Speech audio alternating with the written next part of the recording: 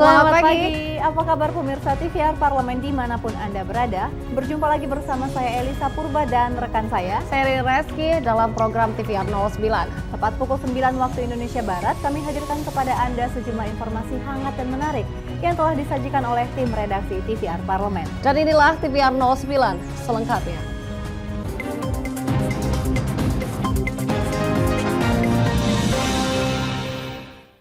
Pandemi COVID-19 telah memicu resesi ekonomi dan mengakibatkan kerusakan besar di segala sektor kehidupan. Komisi 11 DPR RI berharap sektor pariwisata yang mulai bangkit dapat mendorong pertumbuhan ekonomi nasional yang sempat terpuruk akibat pandemi COVID-19.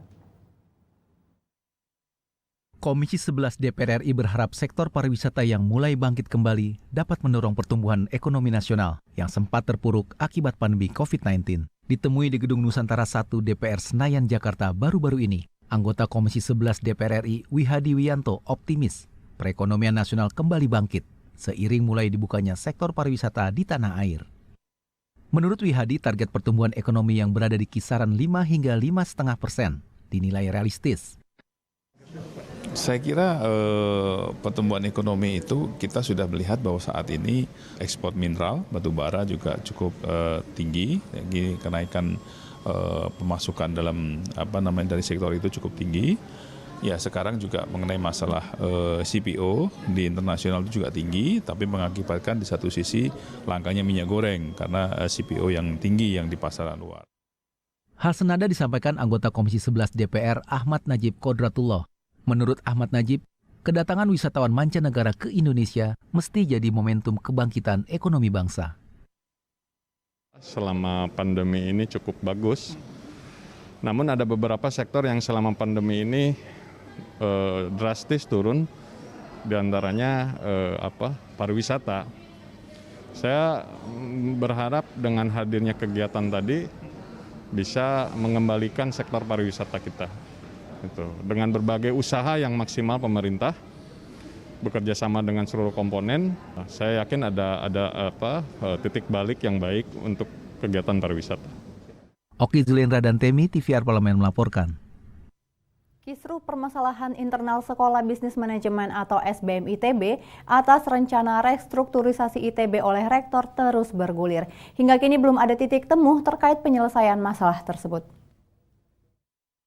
Kisruh permasalahan internal Sekolah Bisnis Manajemen atau SBM ITB atas rencana restrukturisasi ITB oleh rektor terus bergulir. Hingga kini belum ada titik temu terkait penyelesaian masalah tersebut. Dalam RDPU bersama Forum Dosen SBM ITB, Wakil Ketua Komisi 10 DPR RI Dede Yusuf Macan Effendi mengatakan masalah ini menjadi dilema. Karena selain program pendidikan yang bagus di SBM ITB, berkat adanya swakelola. Di sisi lain, rektor juga memiliki kewenangan penuh untuk mengelola ITB. Forum Dosen SBM ITB mengutarakan pencabutan asas swakelola ini merupakan bentuk ketidakadilan, terutama bagi mahasiswa dan orang tua yang telah membayar mahal untuk memperoleh standar pendidikan kelas dunia. Tapi dengan ditariknya swakelola, ini pasti grade-nya akan turun. Nah, ini ya menjadi catatan penting agar Menteri Pendidikan dengan semangat yang ingin menjadikan kampus merdeka, justru juga harus memproteksi kampus-kampus yang mandiri seperti ini.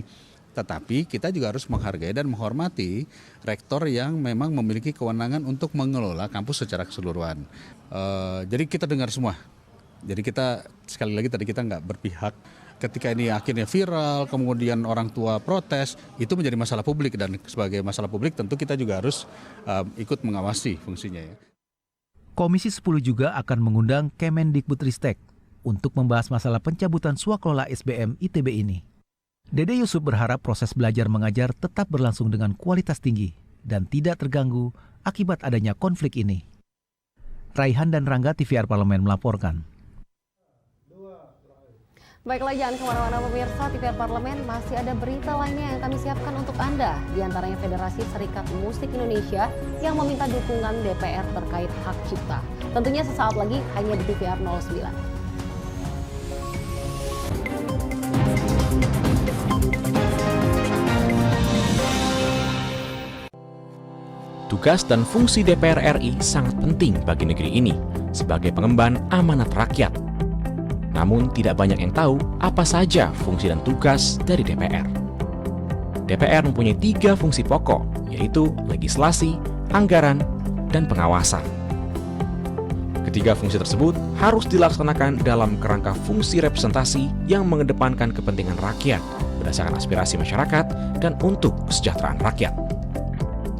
Dari fungsi legislasi, DPR RI mempunyai tugas dan wewenang untuk menyusun dan menetapkan program legislasi nasional bersama dengan pemerintah, menyusun dan membahas rancangan undang-undang, menerima rancangan undang-undang dari DPD, membahas rancangan undang-undang yang diusulkan oleh Presiden ataupun DPD, menetapkan undang-undang bersama dengan Presiden, menyetujui atau tidak menyetujui peraturan pemerintah pengganti undang-undang yang diajukan Presiden untuk ditetapkan menjadi undang-undang.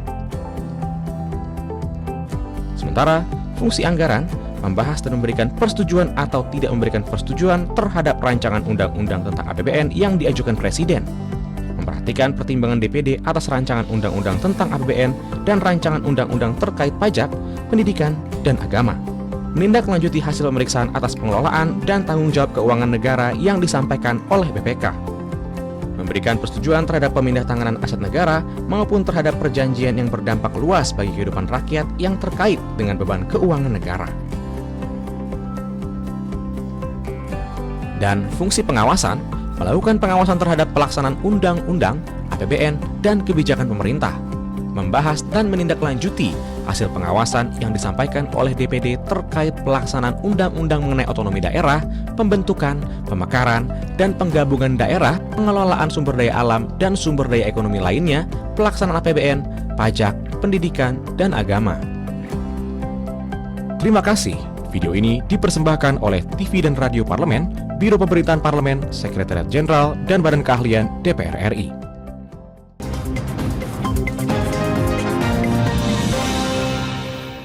Kembali di TVR 09, Undang-Undang Nomor 28 Tahun 2014 tentang Hak Cipta sedang diuji materi di Mahkamah Konstitusi. Terkait hal itu, Federasi Serikat Musisi Indonesia atau FESMI menemui Komisi 3 DPR RI untuk menyampaikan keluhan dan kekhawatiran akan hilangnya hak royalti. Undang-Undang Nomor 28 Tahun 2014 tentang Hak Cipta sedang diuji materi di Mahkamah Konstitusi. Terkait hal itu, Federasi Serikat Musisi Indonesia atau FESMI menemui Komisi 3 DPR RI untuk menyampaikan keluhan dan kekhawatiran akan hilangnya hak royalti. Di Gedung Nusantara 2 DPR RI Jakarta, anggota Komisi 3 DPR RI Jaki Uli menyatakan Komisi 3 DPR RI akan mendukung hal terbaik terkait penerapan hak cipta atas karya-karya anak bangsa. Komisi 3 DPR RI akan menyampaikan masukan pada Mahkamah Konstitusi tanpa maksud mengintervensi agar membuat pertimbangan komprehensif dalam menyikapi uji materi Undang-Undang Hak Cipta. Musisi maupun pelaku seni di Indonesia berhak mendapatkan royalti atas karyanya dan selayaknya dilindungi dalam undang-undang. Meminta DPR dalam posisi ini mendukung mereka atau bagaimana, kira-kira begitu. Karena uji coba material untuk undang-undang yang menghapus beberapa hak mereka itu lagi dihadapkan pada Mahkamah Konstitusi. Jadi posisi DPR bagaimana? Kan kita dukung. Nah, kita mendukung pada mana? Bisa dilihat di situ. Pada Komisi 3 DPR RI, FESMI menyampaikan keresahan atas pasal 18, 30, dan 122 Undang-Undang Hak Cipta yang diuji materi oleh PT Musika Studio. Pasal-pasal tersebut mengatur royalti bagi para musisi dan merupakan ketentuan mengenai kewajiban bagi prosedur rekaman untuk mengembalikan hak ekonomi pada pencipta lagu dan penyanyi setelah 25 tahun. Bani dan Kristio, TVR Parlemen, melaporkan. Sejak ditetapkannya Maluku sebagai wilayah pengelolaan perikanan dan proyek pembangunan pelabuhan Ambon Baru sebagai pendukung lumbung ikan nasional, hingga kini implementasi regulasinya belum juga diterbitkan. Anggota Komisi 4 DPR RI mendesak komitmen dan keseriusan pemerintah mewujudkan lumbung nasional ikan di Maluku. Sejak ditetapkannya Maluku sebagai wilayah pengelolaan perikanan dan proyek pembangunan pelabuhan Ambon Baru sebagai pendukung lumbung ikan nasional di Maluku, implementasi regulasinya belum juga diterbitkan. Anggota Komisi 4 DPR RI mendesak komitmen dan keseriusan pemerintah mewujudkan lumbung ikan di Maluku. Di Gedung Nusantara DPR RI, Abdullah Tuasikal mendesak pemerintah menerbitkan aturan setidaknya dalam bentuk peraturan presiden. Pembangunan lumbung ikan nasional di Maluku merupakan upaya pengelolaan sumber daya perikanan yang berlimpah di Maluku untuk kesejahteraan masyarakat Maluku sesuai yang diharapkan dan bermanfaat untuk masyarakat Indonesia secara keseluruhan. Abdullah tidak memungkiri keuangan negara akibat pandemi COVID-19 berdampak pada proyek lumbung ikan nasional. Meski begitu, Kementerian Kelautan dan Perikanan diharapkan bisa melanjutkan program yang sudah berjalan ini. Yang penting yang ada itu adalah soal keuangan negara. Ya, soal keuangan negara. Kalau buat kami bukan soal itu. Peraturan presiden dulu kalau ada atau kalau ada itu supaya benar-benar menjadi perhatian, anggarannya ada, sasarannya kita kemana, industri masuk seperti apa, pemberdayaan masyarakat seperti apa. Nah ini baru namanya benar-benar membangun potensi masyarakat Maluku. Pelabuhan Ambon Baru akan terdiri dari pelabuhan logistik dan pelabuhan perikanan terintegrasi dengan fish market bertaraf internasional.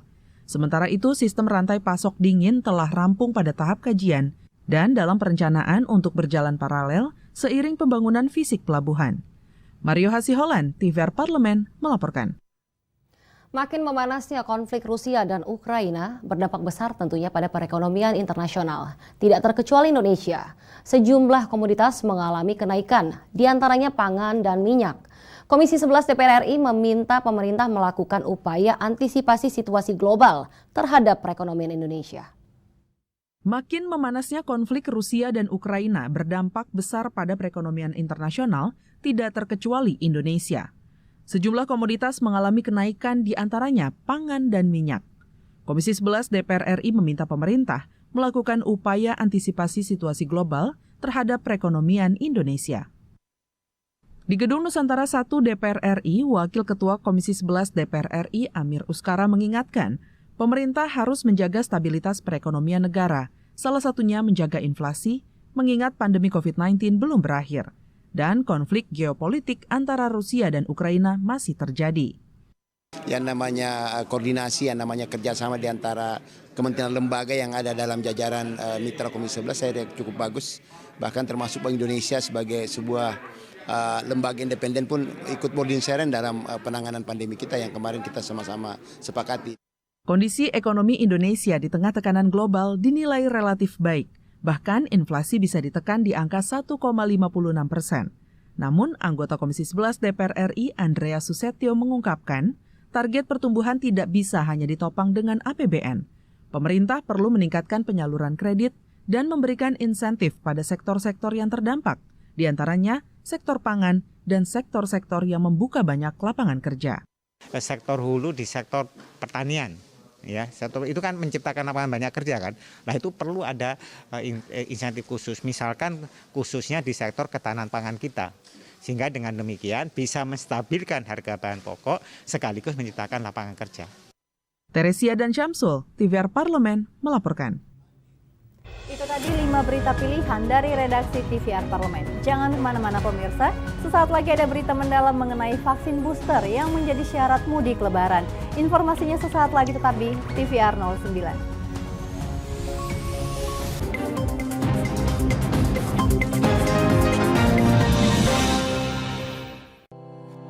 Tugas dan fungsi DPR RI sangat penting bagi negeri ini sebagai pengemban amanat rakyat. Namun tidak banyak yang tahu apa saja fungsi dan tugas dari DPR. DPR mempunyai 3 fungsi pokok, yaitu legislasi, anggaran, dan pengawasan. Ketiga fungsi tersebut harus dilaksanakan dalam kerangka fungsi representasi yang mengedepankan kepentingan rakyat berdasarkan aspirasi masyarakat dan untuk kesejahteraan rakyat. Dari fungsi legislasi, DPR RI mempunyai tugas dan wewenang untuk menyusun dan menetapkan program legislasi nasional bersama dengan pemerintah, menyusun dan membahas rancangan undang-undang, menerima rancangan undang-undang dari DPD, membahas rancangan undang-undang yang diusulkan oleh Presiden ataupun DPD, menetapkan undang-undang bersama dengan Presiden, menyetujui atau tidak menyetujui peraturan pemerintah pengganti undang-undang yang diajukan Presiden untuk ditetapkan menjadi undang-undang.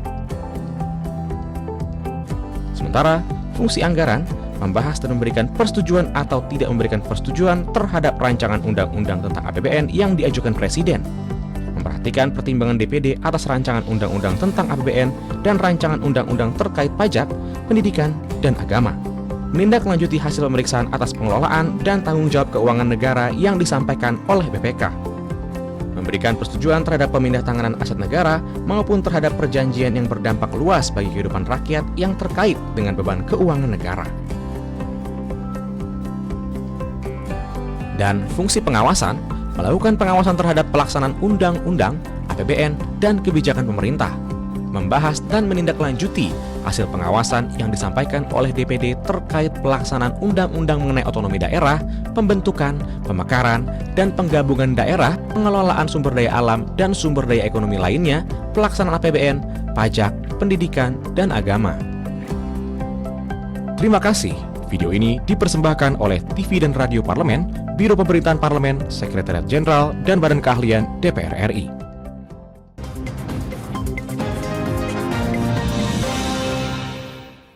Kembali di TVR 09. Pemirsa, Wakil Ketua DPR RI Sufmi Dasko Ahmad mendukung usul Wakil Presiden Ma'ruf Amin menjadikan vaksin booster atau dosis ketiga sebagai syarat untuk mudik Lebaran 2022. Syarat booster diperlukan karena laju penularan COVID-19 tidak dapat diprediksi. Dan meski saat ini pandemi COVID-19 tengah melandai, bisa saja terjadi kenaikan di tengah mobilitas masyarakat yang tinggi ketika Lebaran. Penting bagi masyarakat untuk tetap menjalankan protokol kesehatan ketat. Simak liputan mendalam yang telah dirangkum oleh tim redaksi TVR Parlemen berikut ini. Mudik Lebaran salah satu agenda yang paling dirindukan warga Muslim Indonesia. Tradisi yang melibatkan mobilitas masyarakat secara besar-besaran itu surut dalam 2 tahun terakhir karena pandemi COVID-19. Tahun ini masyarakat seolah mendapat angin segar. Presiden Joko Widodo memastikan bahwa masyarakat diperbolehkan mudik pada Lebaran. Namun, hanya yang sudah divaksin lengkap dan mendapat booster atau vaksinasi dosis ketiga yang boleh pulang ke kampung halaman. Pada Ramadan tahun ini, pemerintah juga membolehkan umat Islam untuk melaksanakan tarawih berjamaah di masjid. Syaratnya, jamaah wajib menerapkan protokol kesehatan ketat.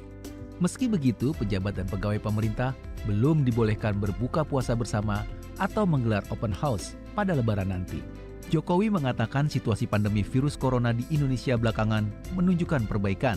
Oleh karenanya, dilakukan sejumlah pelonggaran. Namun demikian, Presiden tetap mengingatkan pentingnya menerapkan disiplin protokol kesehatan. Menanggapi hal tersebut, Wakil Ketua DPR RI Sufmi Dasko Ahmad mendukung rencana vaksinasi COVID-19 dosis lanjutan atau booster menjadi syarat perjalanan mudik Lebaran Hari Raya Idul Fitri 1443 Hijriah tahun ini. Dasko menyebut vaksinasi COVID-19 booster bisa menambah kekuatan tubuh masyarakat untuk melawan penyebaran COVID-19 yang masih berstatus pandemi hingga saat ini. Dasko juga mengakui kasus COVID-19 sudah mulai melandai belakangan ini. Namun, ia mengingatkan bahwa penyebaran COVID-19 tidak bisa diprediksi, sehingga masyarakat juga harus tetap disiplin dalam menjalankan protokol kesehatan. Sekarang ini COVID sudah lebih landai. Namun COVID ini kan kita tidak bisa prediksi soal penyebarannya. Kadang-kadang eskalasi naik, kadang-kadang eskalasi turun. Nah, di mudik Lebaran itu kan pasti kemudian akan orang beramai-ramai pulang kampung. Nah, saya setuju bahwa kemudian booster itu dijadikan syarat karena antara vaksin 1, vaksin 2 dan nanti itu kan sudah berjarak. Nah, sementara booster itu bisa menambah kekuatan tubuh kita untuk melawan COVID. Sehingga apa yang disampaikan oleh Wapres itu saya dukung penuh. Tapi yang paling penting, selain booster itu ya sehari-hari ini kita tetap harus melakukan prokes yang ketat. Selain pimpinan DPR, Komisi 9 DPR RI juga mendukung peraturan pemerintah untuk menjadikan bukti vaksinasi hingga dosis booster sebagai syarat bepergian dan mudik pada Hari Raya Idul Fitri tahun 2022, serta tes PCR dan antigen bagi masyarakat yang belum melengkapi persyaratan vaksinasi tersebut. Ketua Komisi 9 DPR RI, Feli Estelita Runtuwene, menyampaikan bahwa dari target vaksinasi sebanyak 208 juta masyarakat, capaian vaksin dosis pertama baru mencapai 93,5%. sedangkan vaksin kedua baru mencapai 74,6%. Menurutnya, aturan tersebut dapat dijadikan motivasi bagi masyarakat untuk melakukan vaksinasi, sehingga mempercepat capaian vaksinasi di Indonesia, baik dosis 1, 2, hingga dosis booster, untuk menciptakan imunitas di masyarakat Indonesia. Karena menghadapi nanti ada hari besar keagamaan ya, ada Lebaran. Nah ini memang juga harus bagaimana kesadaran juga masyarakat untuk memberi dirinya ya untuk menerima vaksin dosis ketiga kan itu ya. Jadi itu yang dilakukan oleh pemerintah. Jadi yang dosis ketiga tentunya kami memberikan dukungan penuh karena kecepatan virus Omicron ini, dan dia sudah ada lagi kan varian yang baru lagi. Wakil Ketua Komisi 9 DPR RI Nihayatul Wafiroh menambahkan, syarat-syarat tersebut seharusnya sudah dikaji dengan mendalam, sehingga tidak menyulitkan masyarakat yang sudah 2 tahun tidak dapat berkumpul dengan keluarga. Selain itu, Nihayatul juga berharap agar peraturan tersebut dapat diimplementasikan dengan baik melalui sosialisasi secara masif. Menurut saya kalau ada syarat-syarat lainnya tentu harus perlu dikaji ya. Yang jelas jangan sampai ini masyarakat sudah 2 tahun ya tidak melakukan mudik. 2 kali lebaran aja ke mudik, jangan sampai ada asumsi bahwasanya kenapa setiap kali mudik dipersulit dan sebagainya. Itu yang harus dihindari. Jadi bagaimana masyarakat bisa mudik dengan baik, dan pengendalian yang terhadap COVID harus juga tetap dikendalikan. Dan saya pikir satu lagi yang perlu adalah sosialisasi. Saya pikir kuncinya di protokol kesehatan ya. Kalau sosialisasi bagus, protokol kesehatan dijaga, saya pikir tentu juga akan lebih baik. Tim Liputan TVR Parlemen melaporkan.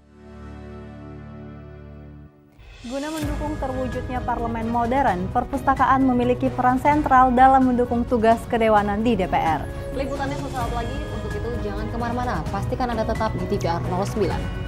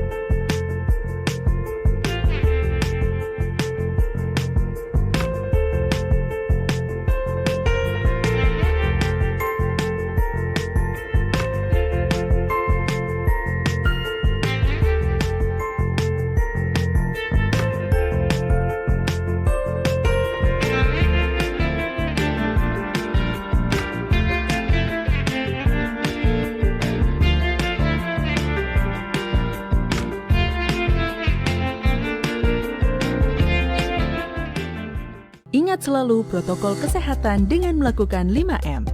Memakai masker, mencuci tangan pakai sabun, menjaga jarak,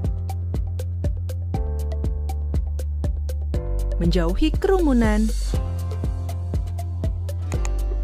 membatasi mobilisasi dan interaksi.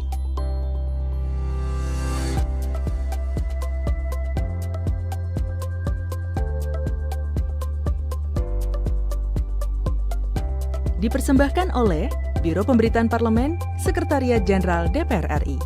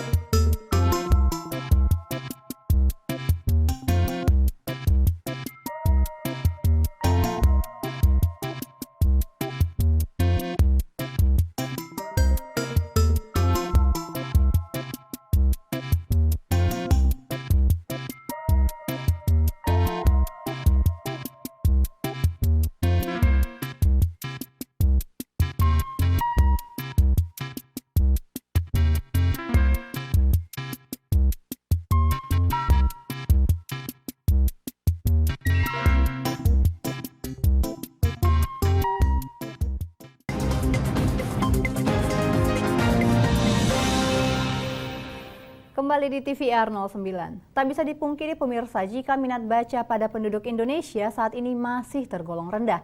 Padahal membaca merupakan salah satu sarana untuk menambah wawasan dan ilmu pengetahuan. Melihat kondisi tersebut, Perpustakaan DPR RI melakukan berbagai upaya dan inovasi untuk menarik minat pembaca. Berikut liputan lengkapnya hanya untuk Anda.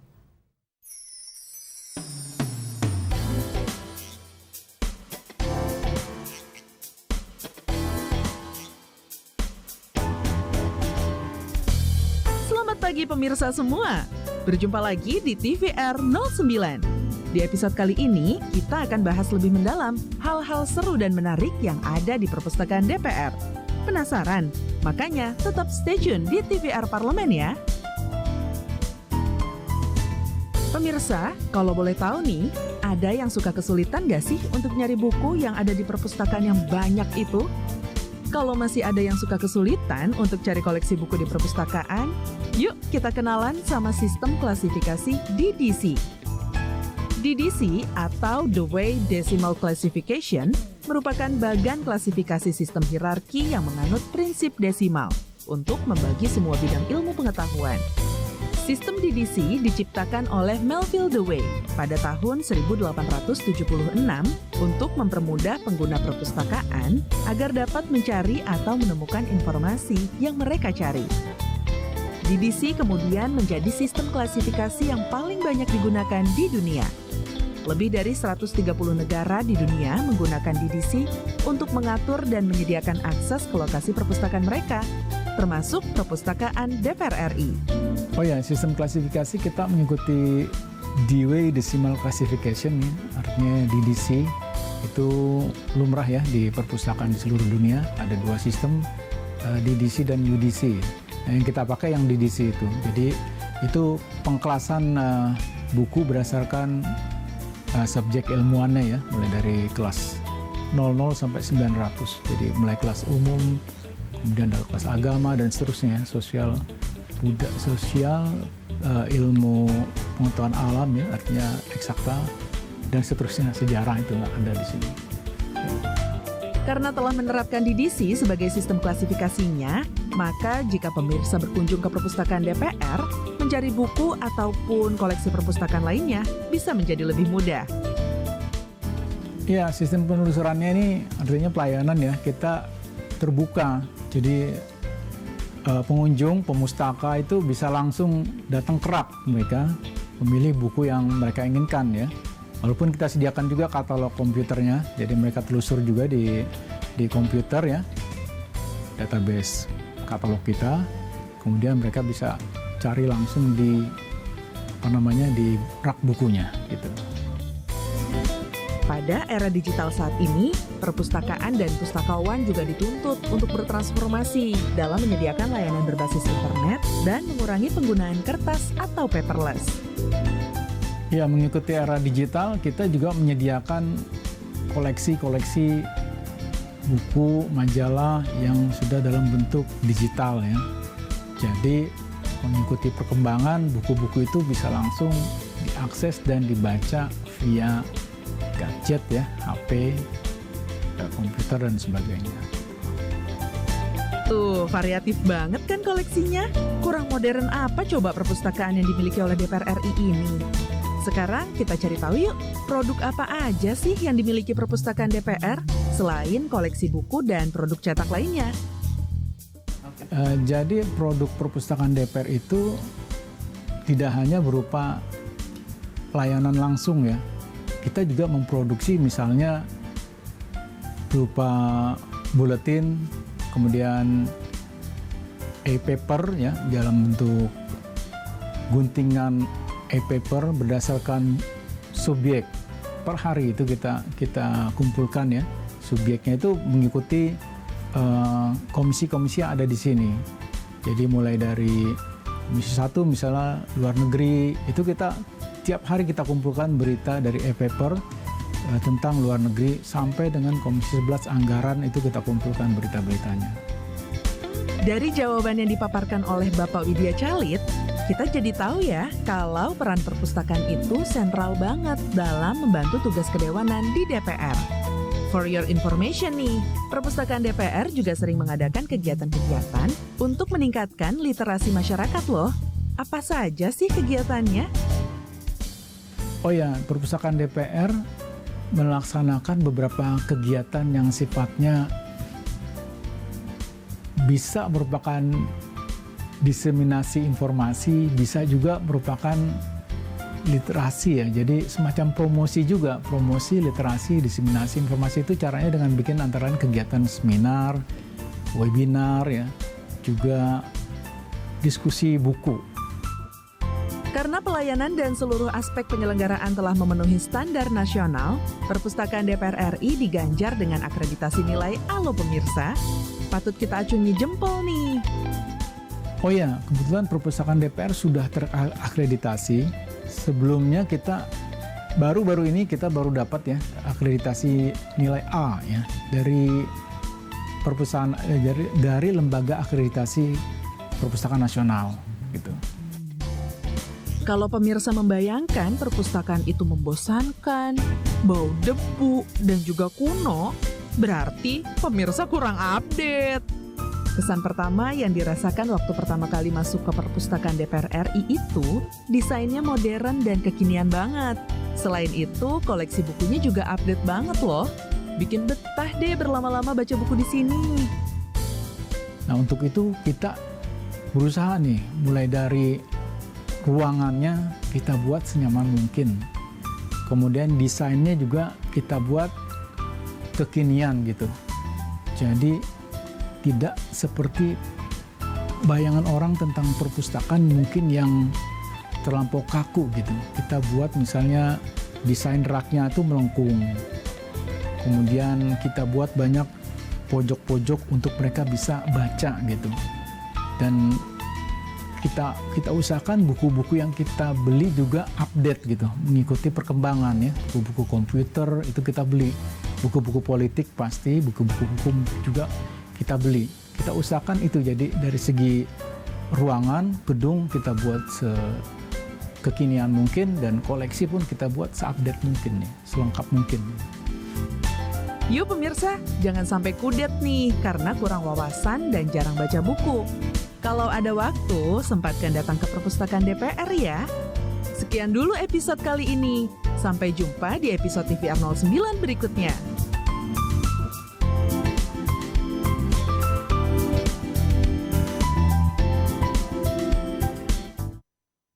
Pemirsa, di penghujung acara kami informasikan kepada Anda agenda DPR RI pada hari ini Senin 28 Maret 2022.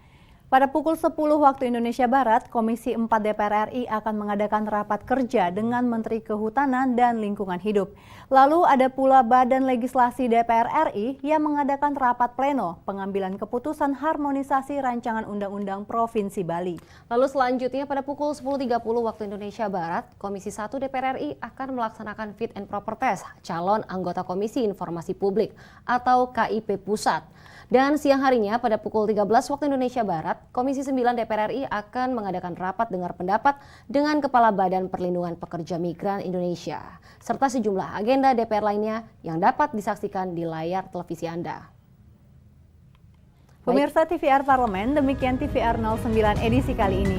Jangan lupa kembali kami ingatkan pandemi masih belum berakhir. Untuk itu terus taati protokol kesehatan dimanapun Anda berada. Segenap kru TVR Parlemen yang bertugas mengucapkan terima kasih. Dan saya Rina Reski serta rekan saya Elisa Purba. Sampai bertemu kembali di TVR 09 esok hari. Sampai jumpa.